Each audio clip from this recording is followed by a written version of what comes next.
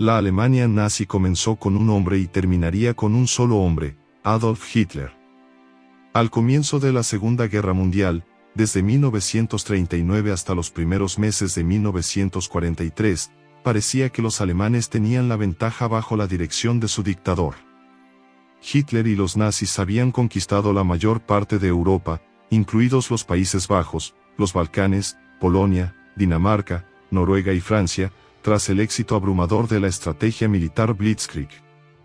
Pronto, los nazis comenzaron a difundir su odio y sus opiniones antisemitas por toda Europa. Parecía que Hitler era invencible y que las potencias aliadas no tenían ninguna posibilidad de derrotar a este gran monstruo.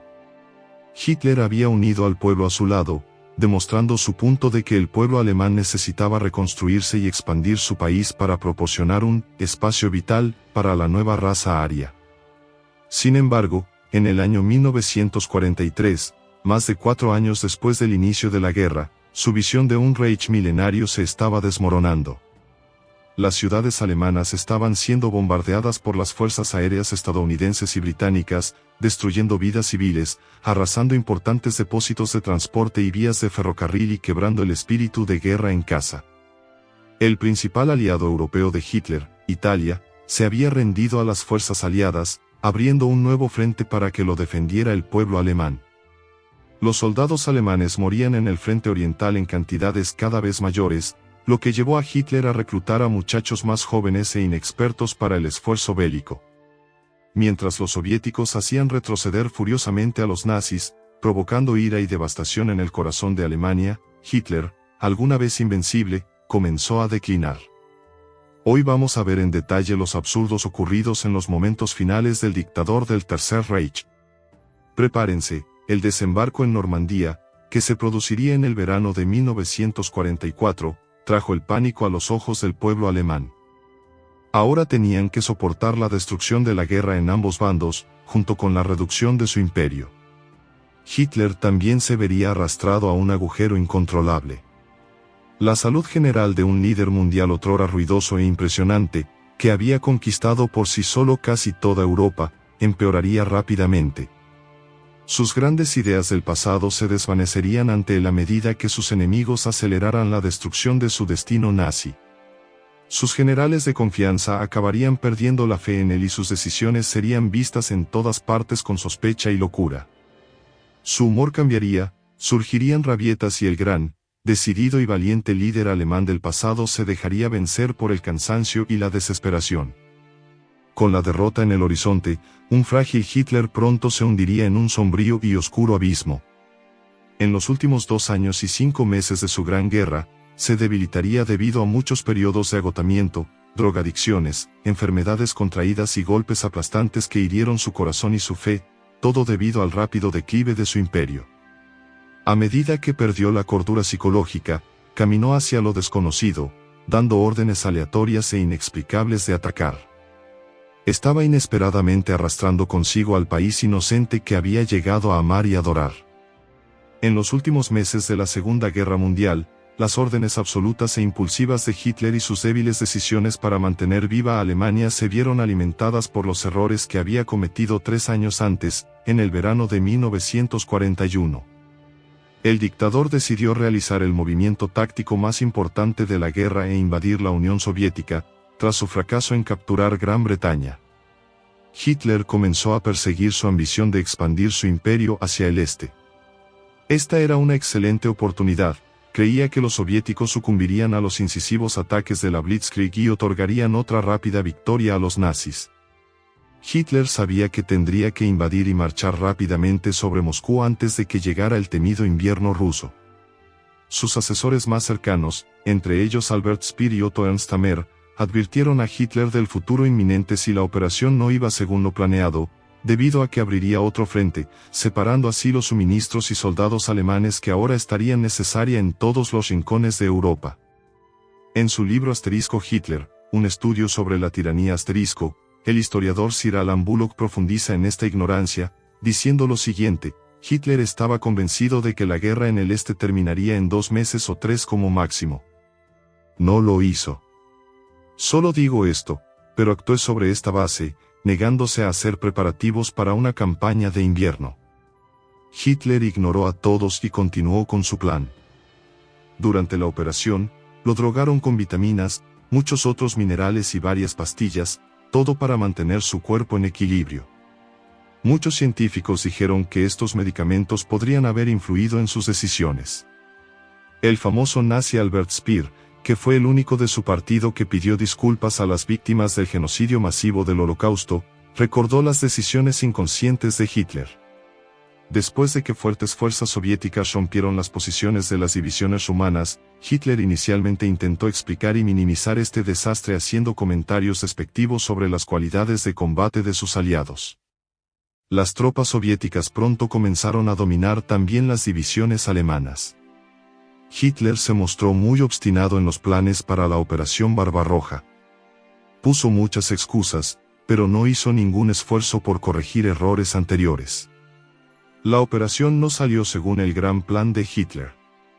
Los soldados alemanes pronto se encontraron atrapados en la nieve con poca protección contra el frío, y sus generales les dijeron repetidamente que el ejército alemán no podía avanzar más en el invierno de 1941.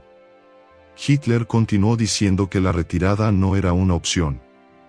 Ya no escuchaba los consejos de sus generales, lo que provocó mucha confusión entre los funcionarios del gobierno sobre cómo debía llevarse a cabo la guerra, lo que resultó en una cadena de futuras derrotas.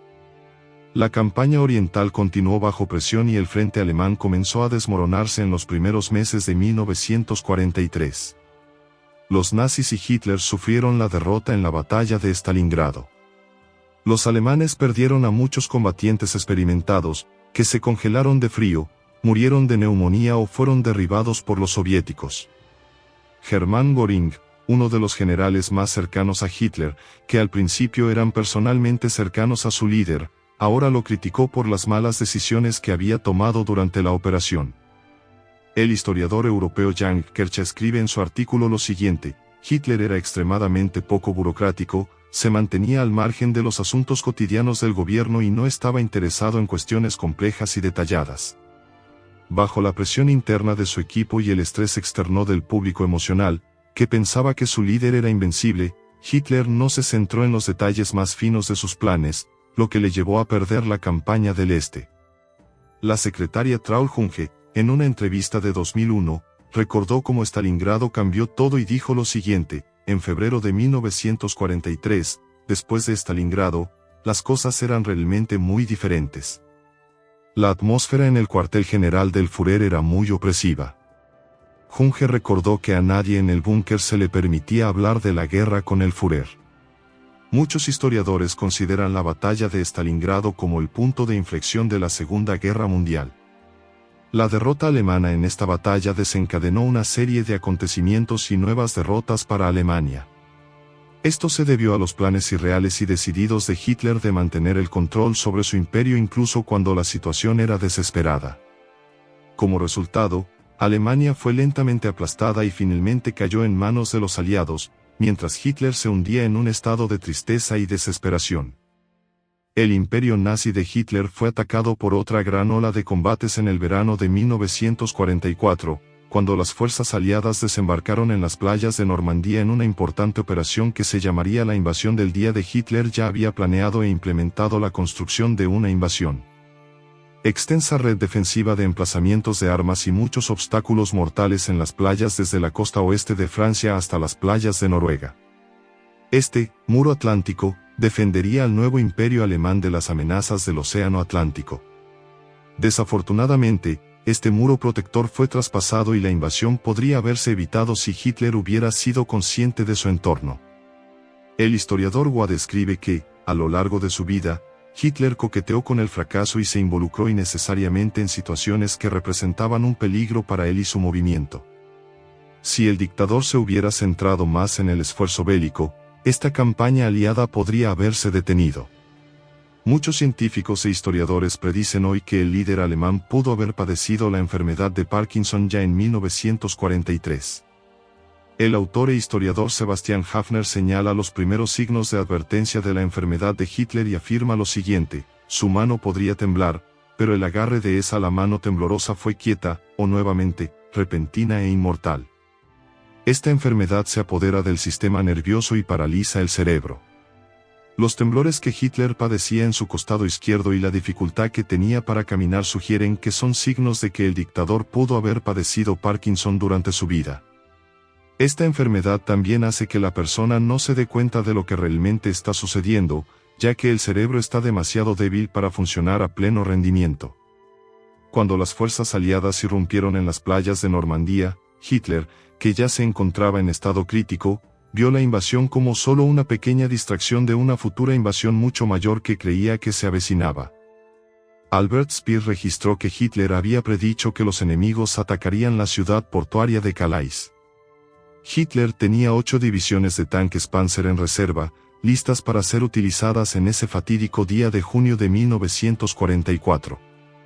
Sin embargo, como solo creía en su teoría y no escuchaba a nadie más, decidió mantener todas sus reservas menos 2 en el campo. El ataque a Calais no tuvo lugar, y cuando Hitler se levantó de su sueño vespertino, como a sus generales no se les permitía molestarlo, las fuerzas aliadas ya habían tomado las playas y marchaban a través de la campiña francesa. El Dr. Leonard Hasten refuerza lo siguiente: un síndrome de Parkinson sintomático, secundario a daño cerebral o alguna acción de las innumerables drogas que Hitler estaba tomando, proporciona una explicación plausible para el trastorno parkinsoniano de Hitler. Esta enfermedad impidió que el líder alemán se diera cuenta de que las invasiones del día D fueron tan importantes como realmente lo fueron. Sus fracasos y errores al dejar pasar el acontecimiento sin dudarlo, o permitir que sus generales dieran las órdenes defensivas, propiciaron el principio del fin de la Alemania nazi, que estaba siendo guiada por un líder enfermo y despistado. Avergonzado por la derrota en las playas de Normandía y la gran derrota de los rusos en Stalingrado el año anterior, Hitler empezó a ver con menos frecuencia a sus generales más cercanos. Speer notó que Hitler comenzó a retirarse del mundo exterior y de la realidad. En lugar de almorzar y cenar con sus asesores, evitaba hablar de la guerra en su vida privada y comía con sus secretarias en sus habitaciones privadas.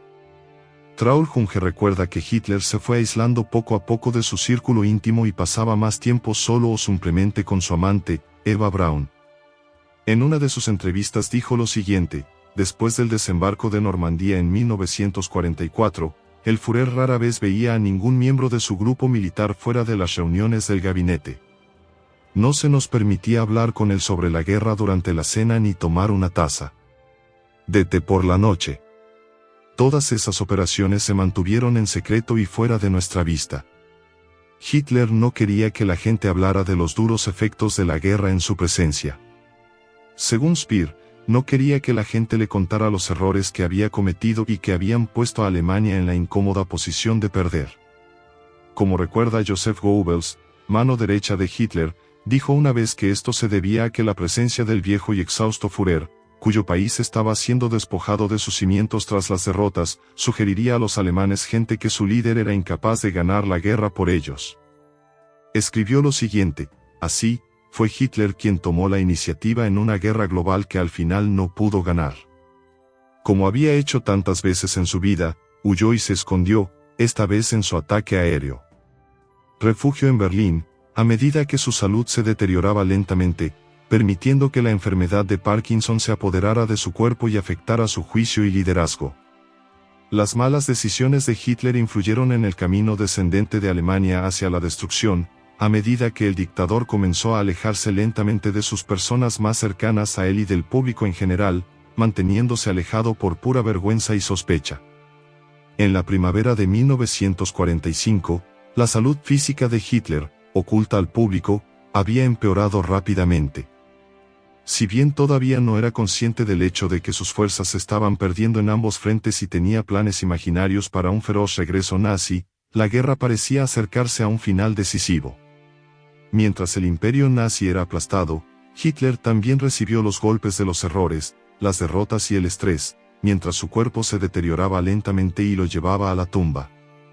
Mientras abastecía de alimentos el búnker de Hitler en Berlín en los últimos meses, el médico de las SS Ernest Schenck recordaba lo siguiente sobre el dictador: Hitler era un cadáver viviente, un alma muerta. Su columna estaba doblada, sus omóplatos sobresalían de su espalda, estaba doblada y me encogí de hombros como una tortuga. Estaba mirando a los ojos de la muerte. Hitler no tenía la misma expresión exterior que había mostrado cuando fue nombrado canciller de Alemania en 1933. Su postura física era considerablemente diferente e impactante. Robert Paine señala en su libro que Guderian, un general alemán que tuvo éxito en las campañas polaca y rusa, visitó a Hitler después de Stalingrado y observó que había perdido la confianza en sí mismo. Su habla se había vuelto entrecortada, su caminar se había convertido en un paso torpe y su mano izquierda temblaba. El dictador tenía problemas para caminar, sus rodillas comenzaban a fallar y también a debilitarse. Las personas más cercanas a él que trabajaban en su búnker, incluido Speer, notaron que Hitler caminaba con paso lento y vacilante, como un hombre muchos años mayor. El dictador incluso tuvo dificultades para recuperar el aliento mientras avanzaba tambaleándose hacia los acontecimientos. No podía dar algunos pasos sin apoyarse en una barandilla, una pared o incluso en otra persona. Hitler también tuvo problemas con los temblores, probablemente debido a la gran cantidad de estrés al que se encontraba, lo que provocó muchas sospechas entre sus asesores más cercanos sobre cuánto tiempo más podría continuar su líder en su posición de mando sobre su amado país. El doctor Theodor Morell, médico personal de Hitler, anotó una vez en su diario lo siguiente: el paciente Hitler ha estado actuando de manera muy extraña últimamente. Desde la última vez que lo vi, su brazo izquierdo ha sucumbido a temblores y su mano izquierda tiembla incontrolablemente. Estos temblores empeoraron progresivamente en enero de 1945, cuando el doctor Morell observó que Hitler tenía dificultades para llevarse la comida a la boca y que su uniforme estaba cubierto de manchas. Un asistente tenía que sacar una silla para Hitler en cada comida, ya que sus manos temblorosas hacían imposible realizar muchas tareas diarias solo. Hitler también tuvo dificultades para firmar su nombre en documentos importantes y, en muchas ocasiones, tuvo que utilizar un sello de goma para marcar su firma.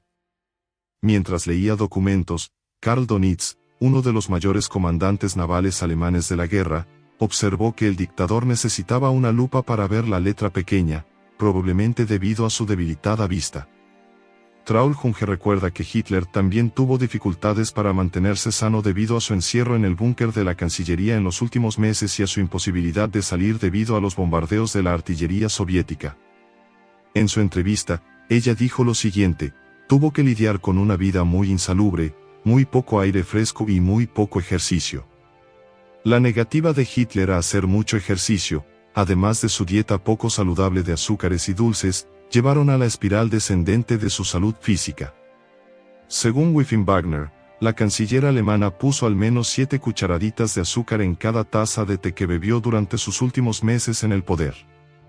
La condición física de Hitler decayó rápidamente, y la lucha por llevar a cabo las rutinas diarias en sus oficinas y la dificultad para ganarse la confianza de sus asesores más cercanos, que lo veían solo como una figura encogida bajo una nube de sospecha, se desarrollaron hasta el punto de la ruptura definitiva.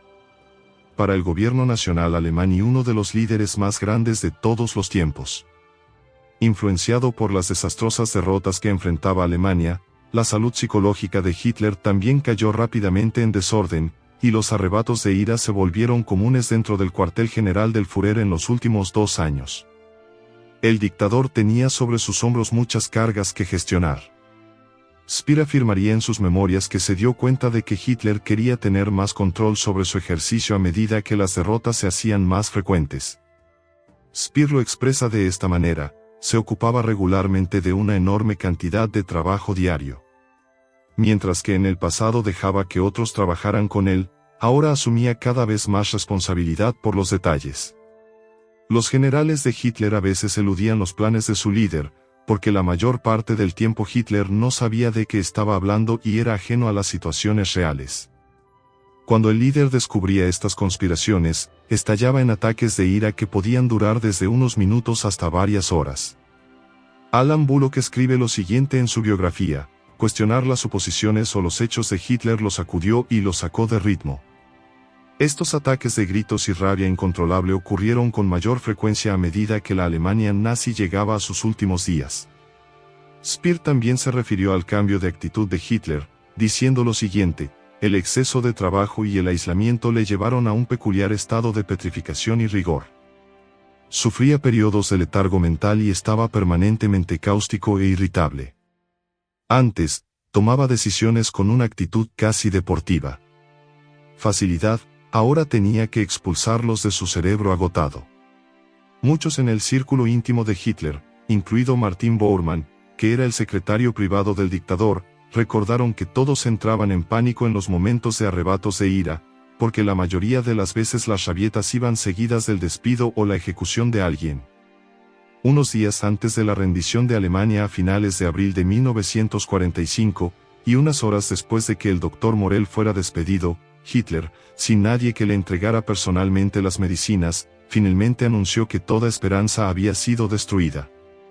Después de que sus asesores más cercanos le informaran que no vendrían refuerzos alemanes para ayudar a Berlín en los últimos ataques desesperados de la ciudad contra los soviéticos, Hitler estalló en furia. Proclamó que toda Alemania estaba perdida debido a los estúpidos errores de sus generales, y para él esto fue el colmo. Al darse cuenta de que ya no podía hacer nada por su país, Hitler finalmente se dio por vencido, proclamando de una vez por todas a todos los que todavía tenían fe en el que el destino había trazado su línea final y que la Alemania nazi, junto con su guía, no resurgir de las cenizas. Con mucho estrés sobre sus hombros, Hitler pronto se vio abrumado por todo y perdió toda esperanza de volver a encaminarse hacia la victoria. Se encontró viviendo en un mundo imaginario donde todo tenía que salir a su manera, y cuando cada plan al final no salió como él quería, su furia enojada no ayudó a sanar las heridas del país que ya había causado, pero por el contrario, empeoró la situación y la hizo más desesperada. Desde el inicio de su gobierno como canciller de la Alemania nazi, Hitler comenzó a tomar muchos medicamentos debido a las complicaciones que contenía su organismo. Estas dosis aumentaron significativamente a partir de 1943, cuando aumentó el estrés y la imagen de la derrota flotaba en el aire. Para quienes gustan de las fechas, 1943 fue cuando tuvo lugar la batalla de Kursk y la Alemania nazi sufrió una desastrosa derrota. Aquí en el canal incluso tenemos un vídeo que explica este evento con gran detalle. El enlace está en la descripción. Theodor Morell permaneció al lado del dictador desde los años 1936 hasta 1945. Durante los primeros años de Hitler, además de tener un eczema crónico severo en las piernas, también tenía calambres estomacales y se informó que tenía problemas para controlar el exceso de gases en el cuerpo. Como no quería mostrar en público estas condiciones críticas, comenzó a tomar medicamentos que Morell le suministraba sospechosamente, pero que eran necesarios para adaptarse a su imagen personal. Hitler declaró una vez lo siguiente: si no hubiera tenido a mi fiel Morell, habría sido completamente derrocado. Morell no solo eliminó el eczema de Hitler durante el primer año de su nombramiento, sino que también alivió los calambres estomacales del dictador dándole una combinación de laxantes y analgésicos. Este método resultó contraproducente y Hitler siempre sería propenso a futuros dolores de estómago, ya que sus intestinos estaban en un círculo vicioso. Si analizamos el mecanismo, los laxantes ayudaron a limpiar el estómago, mientras que los analgésicos provocaron contracciones estomacales. Básicamente, los dos medicamentos reaccionaron entre sí. Para controlar el estrés y equilibrar sus emociones, Hitler continuó recibiendo múltiples inyecciones y dosis de medicamentos del Dr. Morell. Cuando la guerra comenzó a inclinarse a favor de las potencias aliadas en 1944, Hitler comenzó a aumentar el número de inyecciones a unas 20 por día, declarando una vez que las inyecciones se consideraban la medicación adecuada para los líderes. Según su diario, el Dr. Morell incrementó las dosis cada vez, dándole a su líder vitaminas elaboradas a partir de heces humanas, orejas de faisán, testículos de toro picados, testosterona, cocaína, extractos de corazones e hígados, metanfetamina, así como muchas otras toxinas mortales. Ingredientes, de los cuales Hitler pronto se convirtió en un gran admirador y dependiente. Al canciller alemán también le recetaron combinaciones de los medicamentos Mutaflor y Bonerbosite. El primero se usó para curar su fatiga, mientras que el segundo se le inyectó líquido en el cuerpo todas las noches para hacer dormir a Hitler. El Dr. Ibn Gessen, que era un amigo cercano de Hitler, comentó una vez lo siguiente: no es que Hitler fuera un adicto común y corriente, pero su constitución neuropática lo llevó a encontrar varios medicamentos placenteros a lo largo de la guerra. Hitler estaba fascinado por las inyecciones de vitaminas y las píldoras que tomaba debido a que las sustancias químicas que contenían lo hacían sentir alerta y despierto. Con el creciente estrés de la idea de la derrota nazi, así como el ocultamiento de sus propios problemas corporales, Hitler encontró placer en tomar múltiples combinaciones de drogas, pero al mismo tiempo, comenzó a desarrollar una serie de dependencias que lo harían llevar su cuerpo y su mente a un nuevo y desastroso viaje. Las inyecciones regulares y las dosis de medicación que recibía Hitler le provocaron muchas dependencias y efectos secundarios. Incluso cuando los medicamentos parecieron ayudar a Hitler a corto plazo, eventualmente destruyeron su cuerpo desde adentro. La inteligencia militar estadounidense publicó un expediente de 47 páginas durante la guerra que decía lo siguiente: ahora una nueva investigación ha revelado que el propio Hitler era un consumidor habitual de la droga metanfetamina, ahora una droga de clase apreciada entre los adictos por su sensación de euforia, pero temida por su destructividad mental. Según el diario personal de Morell, el médico le dio a Hitler 9 grandes inyecciones de la droga después de febrero de 1945, después de que el canciller comenzara a notar que el ejército soviético estaba acampado frente a las puertas de su capital, a solo unos cientos de kilómetros de distancia. Una vez se informó que cuando el presidente del Estado checo, Dr. Emil Hacha, se desmayó en 1938 debido a las repetidas intimidaciones de Hitler para que entregara Checoslovaquia a los nazis, el Dr. Morell fue enviado a tratar al pobre hombre. Después de darle a Hacha una de las inyecciones matutinas de Hitler, el líder checo se despertó inmediatamente y parecía completamente despierto. Los químicos contenidos en estos medicamentos rara vez se probaban en ese momento, algunos se consideraban inhumanos para administrarlos a organismos vivos. Las mezclas de estos químicos causaron al dictador muchos problemas a largo plazo. Según los informes, el corazón de Hitler comenzó a sufrir, se destacaron frecuentes dolores de cabeza y mareos, y sus órganos comenzaron a deshidratarse, lo que le provocó problemas digestivos, todo debido a las drogas que consumía. Hitler comenzó a ganar peso y se volvió muy letárgico y perezoso, lo que afectó su voluntad de moverse y actuar con rapidez. Junto con la contracción de la enfermedad de Parkinson, el cuerpo de Hitler se desintegró lentamente. El historiador David Irving escribe lo siguiente: a pesar de los dolores agonizantes y los momentos de desmayos y náuseas, que nunca mencionó a nadie, ni siquiera cuando se le preguntó, Hitler mantuvo una postura firme y afrontó todo con determinación y energía de hierro. Las drogas que Hitler recibía solo duraban cortos periodos de tiempo, y las sustancias arruinaron lentamente su cuerpo hasta que murió. Hitler continuaría trabajando con el Dr. Morell hasta el amargo final en abril de 1945. En su libro, Robert Payne también afirma lo siguiente: los médicos respetables consideraban a Morell totalmente inepto, pero Hitler confió en él y escuchó sus largas explicaciones sobre las acciones de las drogas en el sistema nervioso y lo consideró el más grande de todos los médicos alemanes. Hitler continuaría liderando la nación incluso cuando no se encontrara en sus mejores condiciones. Morell inyectaría más de 60 combinaciones diferentes de drogas y vitaminas en el cuerpo del Führer a lo largo de sus 9 años en el cargo, y a menudo probaría muchas de estas drogas por primera vez en Hitler. Las dependencias del dictador no solo se hicieron más prominentes a medida que avanzaba la guerra, sino que también tuvieron efectos perjudiciales en su cuerpo, deformando sus rasgos externos y provocando que decayera más rápido de lo que cualquiera podría haber esperado. Esto, a su vez, cambió su actitud hacia la guerra y provocó la caída gradual de su amada creación. La visión de Hitler de crear un imperio milenario fue destruida en unos pocos años de horribles errores, falta de juicio, mala salud y órdenes confusas.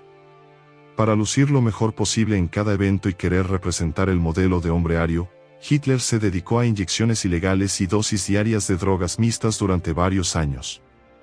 Esto alimentó sus adicciones, inflamó su exceso de ira y sus problemas de temperamento, y al mismo tiempo provocó una serie de visiones inconscientes en las que el Führer no podía ni quería ver la destrucción que estaba ocurriendo en su país. Aún así, siguió luchando por un futuro imposible, alimentado por sus adicciones a las drogas. Los errores que cometió durante la batalla de Stalingrado y las invasiones del día D lo perseguirían más tarde, cuando los ciudadanos de la otrora invencible Alemania pronto se encontraron sin hogar, siendo atacados a tiros, violados, hambrientos, desesperados y demolidos. Abrumadoras fuerzas aliadas.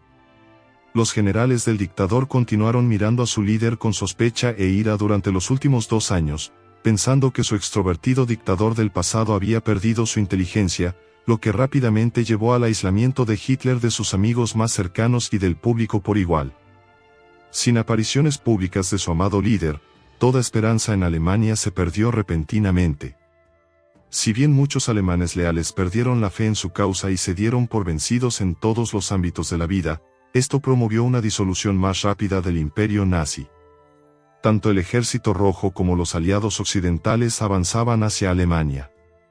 Al reconocer la fuerza y la determinación del Ejército Rojo, Hitler decidió utilizar las muchas reservas móviles restantes contra los ejércitos estadounidense y británico, que percibía como mucho más débiles.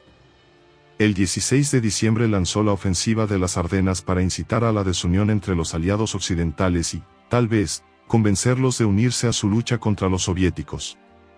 Después de algunos éxitos temporales, la ofensiva fracasó y gran parte de Alemania quedó en ruinas. En enero de 1945, Hitler dijo por radio: por muy grave que sea la crisis en este momento, a pesar de todo, será dominada por nuestra voluntad inquebrantable. Actuando según su opinión de que los fracasos militares de Alemania significaban que había perdido el derecho a sobrevivir como nación, Hitler ordenó la destrucción de toda la infraestructura industrial de Alemania antes de que pudiera caer en manos de los aliados. El ministro de Armamento, Albert Speer, recibió el encargo de llevar a cabo esta política de tierra arrasada, pero desobedeció la orden en secreto.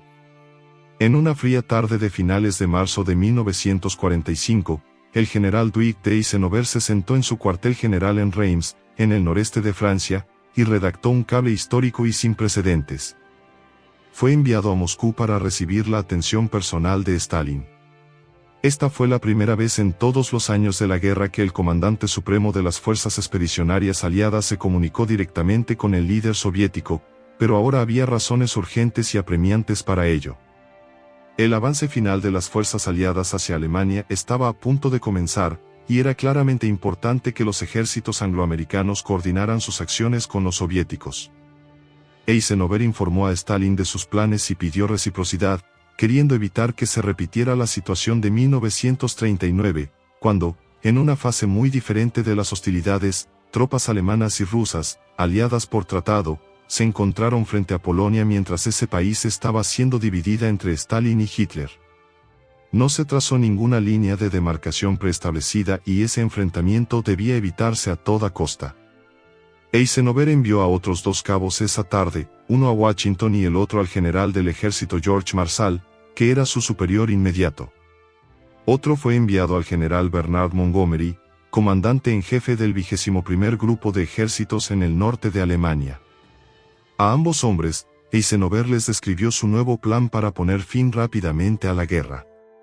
Eisenhower se centró en el 12º Grupo de Ejércitos, bajo el mando del general Omar Bradley, que avanzaría por Alemania Central.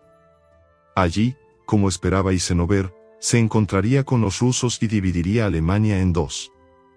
En cuestión de horas, los telegramas, especialmente el enviado a Stalin, crearon la división más grave entre estadounidenses y británicos desde que comenzó la invasión 9 meses antes, el día de en los días y semanas previos al 28 de marzo, Eisenhower había cambiado de cargo. Opinión decisiva sobre una cuestión vital relacionada con el curso de la guerra, ya no consideraba a Berlín, la capital del Reich de Hitler, como un objetivo militar importante.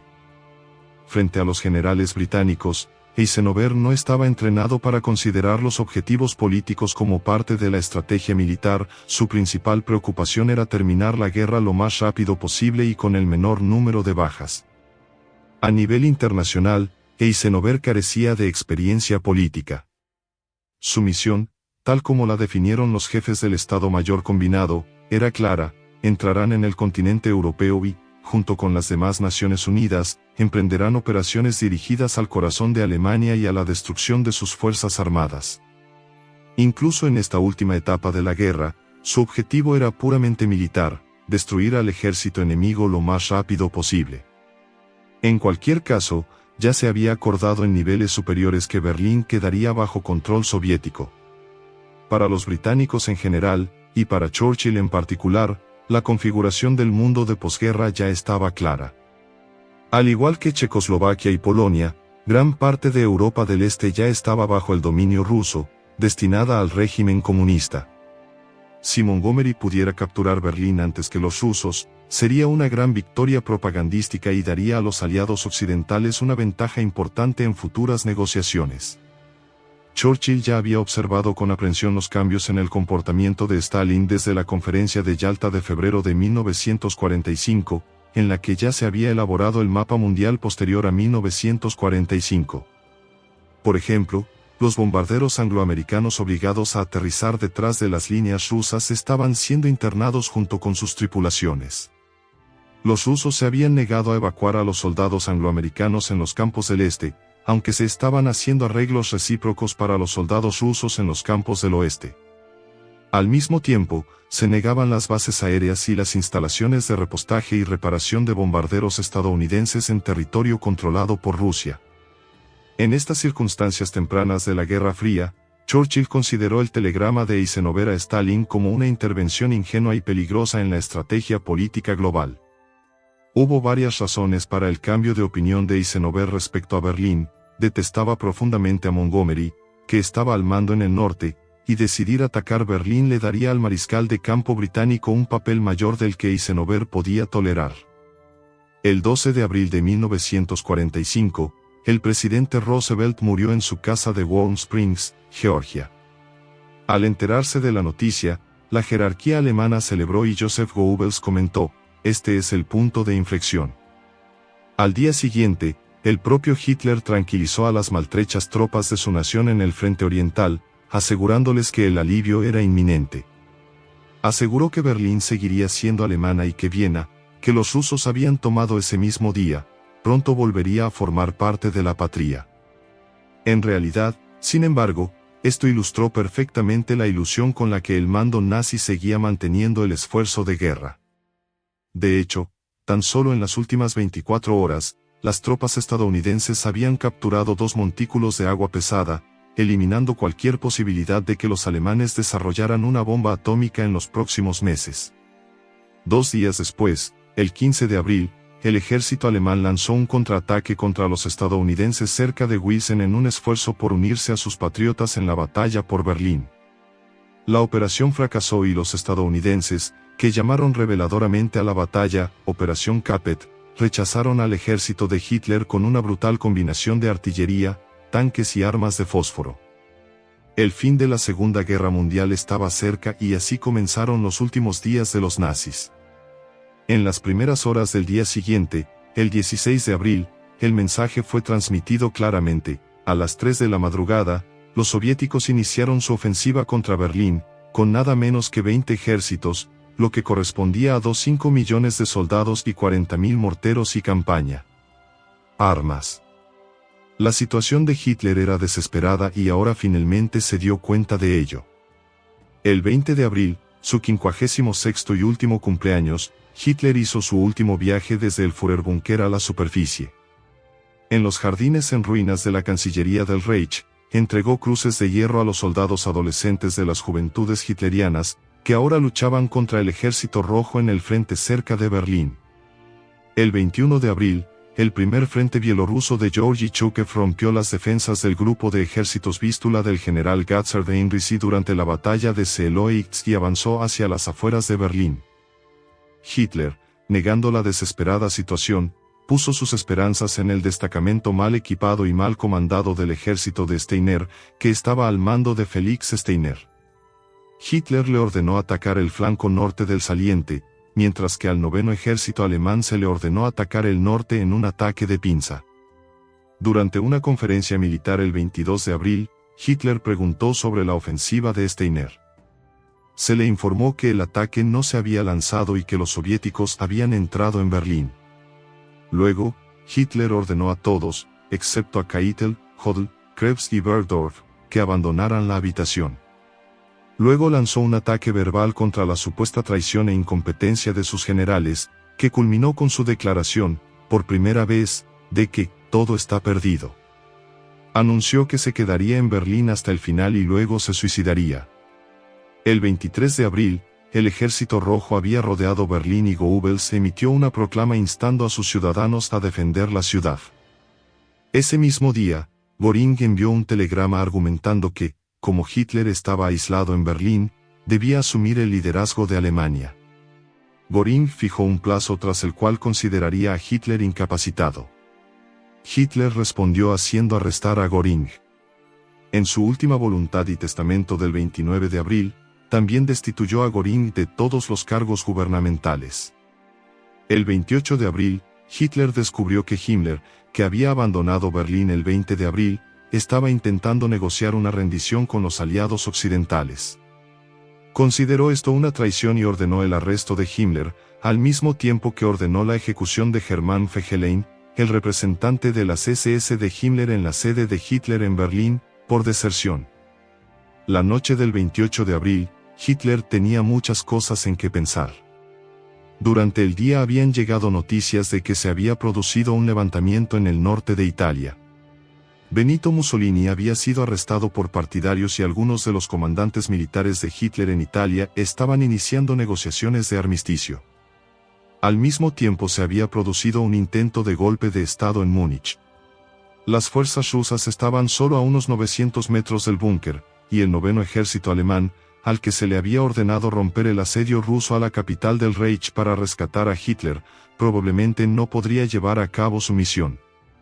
Aún así, Hitler tenía una vaga esperanza de que el 12º ejército, bajo el mando del general Walter Wenck, en camino a Potsdam y Berlín, tuviera éxito. Sin embargo, Hitler sabía que pronto tendría que suicidarse, y antes de hacerlo deseaba casarse con su amante de toda la vida, Eva Braun, al mismo tiempo que quería escribir su testamento político final y su testamento personal. El 29 de abril, cuando los rusos estaban a menos de 24 horas de asegurar el control total de Berlín, Hitler ordenó que envenenaran a su pastor alemán, Blondie. La idea de que su querido compañero cayera en manos rusas era insoportable, pero también era importante probar la eficacia de las cápsulas de cianuro que habían sido distribuidas por todo el búnker. Después de la tisis, el pastor murió instantáneamente y sus 5 cachorros también fueron asesinados a tiros. A las 5 de la mañana del 30 de abril, los residentes del búnker fueron despertados por fuego de artillería.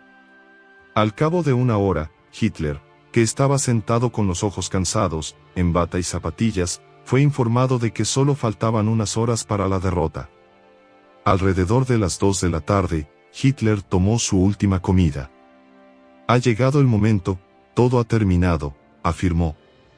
Goebbels, que había insistido durante mucho tiempo en que Hitler permaneciera en Berlín, intentó ahora convencer al Führer de que abandonara la ciudad, pero Hitler se negó. Antes de despedirse de Goebbels, Hitler y su secretaria, Traul Junge, fueron a la pequeña sala de conferencias cerca de las habitaciones de Hitler. Estaba a punto de quitar la tapa de la máquina de escribir, como Hitler normalmente dictaba directamente en la máquina de escribir, cuando dijo, escríbalo en la libreta de taquigrafía. Luego se sentó sola en la mesa grande y esperó. Hitler estaba en su lugar habitual en el lado ancho de la mesa, apoyando ambas manos sobre ella y mirando la parte superior vacía de la mesa, que ese día no estaba cubierta de mapas. Durante varios segundos, Hitler no dijo nada y luego, de repente, empezó a pronunciar las primeras palabras, mi testamento político. Después de terminar su testamento, según el secretario, Hitler se tomó un breve descanso y luego comenzó a dictar su testamento personal. Esta voluntad de Hitler fue más corta. Explicó su matrimonio, se deshizo de sus bienes y anunció su muerte inminente. Se completó toda la redacción y Hitler no hizo correcciones a ninguno de los documentos. Se alejó de la mesa, en la que había estado apoyado todo el tiempo, y dijo, escribe esto inmediatamente por triplicado y luego tráemelo. El secretario sintió que había algo de urgencia en su voz y pensó en que el documento crucial escrito por Hitler saldría al mundo sin correcciones ni revisiones exhaustivas. Sabía que cada carta había sido pulida, mejorada y revisada, pero ahora Hitler no tenía tiempo para nada de eso. Hitler abandonó su fiesta de bodas 3 veces para preguntarle a su secretaria cómo le iba con la mecanografía. Según ella, Hitler miró y dijo, ¿estás listo? Y ella respondió, no, mi Führer, todavía no estoy lista. Bormann y Goebbels también seguían viniendo para ver si había terminado. Este ir y venir la ponía nerviosa y retrasaba el proceso, aumentando su angustia por toda la situación. También acabó cometiendo varios errores tipográficos. Su tarea también se vio complicada por la necesidad de añadir al testamento político los nombres de algunos nombramientos del nuevo gobierno bajo el mando del almirante Dönitz.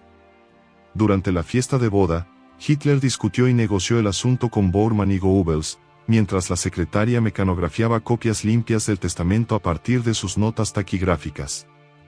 Goebbels o Bormann le comunicaban alternativamente los nombres de los ministros del futuro gobierno, proceso que duró hasta que ella terminó de escribir a las 5 de la mañana. Mecanografió la última de 3 copias de cada uno de sus testamentos políticos y personales alrededor de las 6 a.m. del 29 de abril. La artillería rusa inició su intenso y regular bombardeo del distrito gubernamental y también del área alrededor de la Cancillería del Reich. La línea del frente se encontraba ahora a unos 400 metros de la Cancillería. Durante esas primeras horas de la mañana, Hitler planeó sacar las 3 copias de Berlín y entregárselas al almirante Dönitz y al mariscal de campo Ferdinand Schörner, que era el comandante del grupo de ejército centro en Bohemia. 3 mensajeros salieron de Berlín para cruzar las líneas enemigas, cada uno con una copia de la voluntad política y personal. El ataque ruso se acercaba implacablemente al búnker. Aproximadamente a las 9, el fuego de artillería se detuvo repentinamente y los mensajeros informaron al búnker que los rusos avanzaban con tanques e infantería. Más tarde esa mañana, el secretario regresó al búnker de Hitler. Observó que Hitler estaba inquieto y caminaba de una habitación a otra. Él le dijo que esperaría hasta que los mensajeros hubieran llegado a sus destinos con los testamentos y luego se quitaría la vida. Esa tarde, Hitler fue informado de que Mussolini había sido ejecutado por el movimiento de resistencia italiano el día anterior, y se cree que esto aumentó aún más su determinación de evitar la captura. El 30 de abril, las tropas soviéticas estaban muy cerca de la Cancillería cuando Hitler se pegó un tiro en la cabeza y Eva Braun mordió una cápsula de cianuro. De acuerdo con los deseos de Hitler, sus cuerpos fueron llevados al jardín detrás de la Cancillería, donde los colocaron en el cráter de una bomba, los rociaron con gasolina y les prendieron fuego, mientras continuaba el bombardeo del Ejército Rojo. El gran almirante Karl Dönitz y Goebbels asumieron los roles de Hitler como jefe de Estado y canciller, respectivamente. La noche del 1 de mayo, Goebbels y su esposa Magda se suicidaron en el jardín de la Cancillería después de envenenar a sus 6 hijos con cianuro. Luego, Berlín se rindió el 2 de mayo. Los restos de la familia Goebbels, el general Hans Krebs y el perro de Hitler, Blondie, fueron enterrados y exhumados repetidamente por los soviéticos. También se habrían trasladado los restos de Hitler y Braun, pero probablemente se trate de desinformación soviética. No hay evidencia de que hayan encontrado restos identificables de Hitler o Braun, a excepción de puentes dentales. Si bien la noticia de la muerte de Hitler se difundió rápidamente, no se emitió un certificado de defunción hasta 1956, después de una larga investigación para recopilar las declaraciones de 42 testigos. La muerte de Hitler quedó registrada como una presunción de muerte basada en estos testimonios. A las 22:26 horas del 1 de mayo, Dönitz anunció a través de la radio de Hamburgo la muerte de Hitler y su propia sucesión. Hitler gobernó el partido nazi de manera autocrática, alegando que lo llamaban el principio del líder. Este principio se basaba en la obediencia absoluta de todos los subordinados a sus superiores. Por lo tanto, veía la estructura de gobierno como una pirámide y a él mismo como el líder infalible en la cúspide. La jerarquía en el partido no estaba determinada por las elecciones, básicamente, los puestos se llenaban mediante nombramiento de personas de mayor rango, que exigían obediencia incondicional a la voluntad del líder. El estilo de liderazgo de Hitler consistía en dar órdenes contradictorias a sus subordinados y colocarlos en puestos donde sus deberes y responsabilidades se superponían entre sí, de modo que el más fuerte hacía el trabajo. De esta forma, Hitler fomentó la desconfianza, la competencia y las disputas entre sus subordinados para consolidar y maximizar su propio poder. Su gabinete nunca se reunió después de 1938 y disuadió a sus ministros de reunirse de forma independiente. Por lo general, Hitler no daba órdenes por escrito, sino que las comunicaba verbalmente o las transmitía a través de su colaborador cercano, Martin Bormann. Confiaba a Bormann su papeleo, nombramientos y finanzas personales, mientras que Bormann usaba su posición para controlar el flujo de información y el acceso a Hitler. El líder del Reich dominó el esfuerzo bélico de su país durante la Segunda Guerra Mundial en mayor medida que cualquier otro líder nacional. Reforzó su control sobre las Fuerzas Armadas en 1938 y posteriormente tomó todas las decisiones importantes relativas a la estrategia militar de Alemania. Su decisión de montar una arriesgada serie de ofensivas contra Noruega, Francia y los Países Bajos en 1940, en contra del Consejo de sus generales, resultó exitosa, aunque las estrategias diplomáticas y militares que empleó en sus intentos de obligar al Reino Unido a salir del conflicto la guerra ha fracasado. Hitler profundizó su participación en el esfuerzo bélico al nombrarse a sí mismo comandante en jefe del ejército en diciembre de 1941. A partir de ese momento, que fue esencialmente cuando la batalla de Moscú estaba terminando, dirigió personalmente la guerra contra la Unión Soviética, mientras que los comandantes militares, que se enfrentaban a los aliados occidentales, mantenían cierto grado de autonomía. El liderazgo de Hitler se desconectó cada vez más de la realidad a medida que la guerra se volvía contra Alemania, con estrategias defensivas militares a menudo socavadas por su lenta toma de decisiones y sus frecuentes directivas para mantener posiciones insostenibles. En los últimos meses de la guerra, Hitler se negó a considerar negociaciones de paz y prefirió la destrucción de Alemania a la rendición. Los militares no desafiaron el dominio de Hitler en el esfuerzo bélico y los oficiales superiores en general apoyaron e implementaron sus decisiones. Casi 70 años después de la muerte de Hitler, sigue siendo difícil evaluar de manera sucinta el impacto de su vida y su reinado. Sin embargo, hay pocas dudas de que la visión de Hitler no incluía ideas civilizadas o humanitarias. Esto contrastaba con las potencias anteriores que ya gobernaban el mundo. Desde el Imperio Romano hasta el británico, siempre ha existido alguna idea de ideología que hacía referencia a un futuro mejor, más brillante y también pacífico. Estos ideales simplemente no estaban en consonancia con la sed de poder de Hitler. En lugar de ello, siguió una política de represión, esclavitud y limpieza racias, cuyos resultados representan uno de los capítulos más tristes, depravados y horrendos de la historia de la humanidad. Sin embargo, a los ojos de Hitler, la guerra fue únicamente culpa de los estadistas judíos o de aquellos que trabajaban en intereses judíos. Incluso al final comentó lo siguiente: los judíos son los verdaderos culpables de esta lucha asesina. Esta vez los verdaderos culpables tendrán que pagar por su culpa, aunque con medios más humanos que la guerra. Estos medios humanos a los que se refería eran las cámaras de gas. Son los esfuerzos que hizo para justificar su tesis los que están particularmente distorsionados. Basándose en la supervivencia del más fuerte de Darwin, Hitler comentó lo siguiente en 1942: los simios matan a cualquier miembro de su comunidad que muestre el deseo de vivir por separado, y lo que se aplica a los simios se aplica también a los hombres en un nivel superior. También está claro que Hitler sabía muy bien que había puesto en marcha una serie de acontecimientos irreversibles. Sus políticas y decisiones, así como las de sus confidentes más cercanos, habían asegurado que todos los puentes con el resto del mundo fueran quemados. Es alarmante que en general se acepte que Hitler consideraba las terribles ondas de choque que había creado como un logro positivo, mientras que las terribles consecuencias para él no importaban. El escritor John Mearsheimer argumentó lo siguiente: la guerra es la estrategia más controvertida que las grandes potencias pueden emplear para aumentar su participación en el poder mundial. Un ex cabo bohemio, más tarde autoproclamado Führer, empleó esta estrategia en su búsqueda por maximizar el poder y convertirse en una hegemonía regional.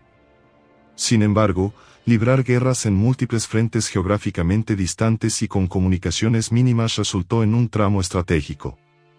Este mismo escritor también afirmó lo siguiente: las guerras las ganan grandes batallones, no armadas en el aire o en el mar. La potencia más fuerte es el Estado con el ejército más fuerte. En retrospectiva, se puede decir que Hitler mantuvo un poder terrestre considerable y que la infantería de la Wehrmacht estaba mecanizada. Su armadura tenía una movilidad considerable y una potencia de fuego letal. Para fortalecer aún más el componente terrestre, cabe destacar que las Waffen-SS lucharon junto a la Wehrmacht y la división SS Totenkopf, que tenía la tarea principal de reprimir la resistencia y la insurgencia en los territorios ocupados. En estas operaciones, Totenkopf cometió crímenes atroces contra la humanidad, incluidas masacres y limpieza étnica. Estos crímenes se extendieron posteriormente a los prisioneros de guerra, y en diciembre de 1944, Saab Dietrich de las Waffen-SS dirigió las ejecuciones de prisioneros de guerra estadounidenses, conocida como la masacre de Malmedy. Es pertinente que las atrocidades violentas cometidas por la maquinaria de guerra nazi desataran una fuerza contraria masiva que creció en resistencia. Esta resistencia existió eternamente dentro de las filas de la jerarquía nazi. La infame Operación Valquiria de julio de 1944 puede tomarse como un ejemplo ejemplar de cuando oficiales de alto rango intentaron sin éxito derrocar a Hitler. Las intenciones de los golpistas siguieron siendo un tema debatible, sin embargo, resultó en ejecuciones masivas y suicidios forzados, incluido el del mariscal de campo Rommel. También vale la pena mencionar que la Alemania nazi logró avances geopolíticos pero no logró articular ni emplear una culminación de ataque y una culminación de victoria en su esfuerzo bélico y su doctrina general. Por ejemplo, el ejército prusiano, bajo el mando de Guillermo y Otto von Bismarck, capturó París y derrotó a Francia durante la Guerra Franco-Prusiana de 1870 a 71. Sin embargo, después de demostrar destreza militar y lograr avances geopolíticos, incluida la anexión de Alsacia-Lorena, los prusianos buscaron la paz. Anexar territorios para obtener beneficios geopolíticos es una estrategia útil para las grandes potencias, sin embargo, las conquistas y ocupaciones de países enteros generan insurgencias y movimientos de resistencia armada. Hitler eligió a esos aliados y formó alianzas con naciones que no podían brindar mucha ayuda a Alemania y, en última instancia, se convirtieron en un lastre. Por ejemplo, Japón ni siquiera estaba dentro del alcance continental de Alemania y tenía poco o ningún valor estratégico. De manera similar, Mussolini atacó Albania el 7 de abril de 1939 y luego invadió Grecia el 28 de octubre de 1940. La noticia de estos ataques fue impactante para Hitler, ya que no fue consultado ni informado sobre estas acciones italianas. Debido a su búsqueda de maximizar el poder, al tiempo que honraba sus obligaciones morales de cumplir sus pactos con Alemania, Hitler ofreció asistencia militar a Mussolini. El Duce rechazó la oferta del Führer, pero finalmente las fuerzas italianas quedaron estancadas y fueron rescatadas por las fuerzas alemanas. El dictador italiano no pudo luchar eficazmente contra las fuerzas aliadas y fue depuesto por el rey Víctor Manuel III. En este sentido, Mearsheimer decía con razón que las alianzas son solo matrimonios temporales de conveniencia. Sin embargo, la experiencia adquirida en esta relación matrimonial permite, en gran medida, la elección de mejores parejas en el futuro. ¿Cómo podría una persona soltera tener la más mínima idea de la utilidad del matrimonio o incluso de un matrimonio de conveniencia? Quizás se haya observado correctamente que el buen juicio proviene de la experiencia, pero gran parte proviene del mal juicio. En general, los estados no emiten juicios buenos o malos, simplemente optan por la elección más adecuada y circunstancial. Sin embargo, Hitler actuó de manera opuesta, no solo ayudando a sus aliados, sino que en esta búsqueda también puso en peligro la existencia misma de sus fuerzas armadas. En retrospectiva, sus aliados, entre ellos Rumanía, Hungría, Eslovaquia, Bulgaria, Yugoslavia y Croacia, no tenían ninguna utilidad estratégica. La tradición realista alienta a un Estado a confiar en sus propios músculos, movilizando y construyendo sus recursos para asegurar la supervivencia. Si un Estado no logra hacer esto, entonces recurre al equilibrio externo, formando coaliciones y alianzas. Esto último sirve como estrategia para equilibrar la amenaza, sin embargo, el objetivo final es la supervivencia. Hitler llevó a Alemania a formar alianzas que no eran ni un requisito estructural ni una necesidad estratégica y, en última instancia, dieron lugar a una ampliación estratégica de las Fuerzas Armadas. Por ejemplo, Japón tenía poco valor estratégico, y su ataque a la Armada de los Estados Unidos en Pearl Harbor obligó a Alemania a declarar la guerra a los Estados Unidos 4 días después, a pesar de que la Armada alemana llevó a cabo cuidadosamente su guerra submarina sin restricciones en el Atlántico Norte sin apuntar a buques estadounidenses. Las Fuerzas Armadas alemanas parecían estar constantemente rescatando a sus aliados. Los submarinos de la Kriegsmarine llegaron hasta Indonesia para brindar apoyo de fuego a las fuerzas imperiales japonesas.